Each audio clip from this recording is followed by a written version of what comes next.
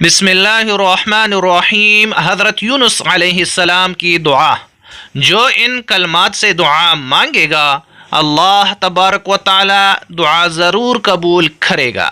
کلمات کیا ہے؟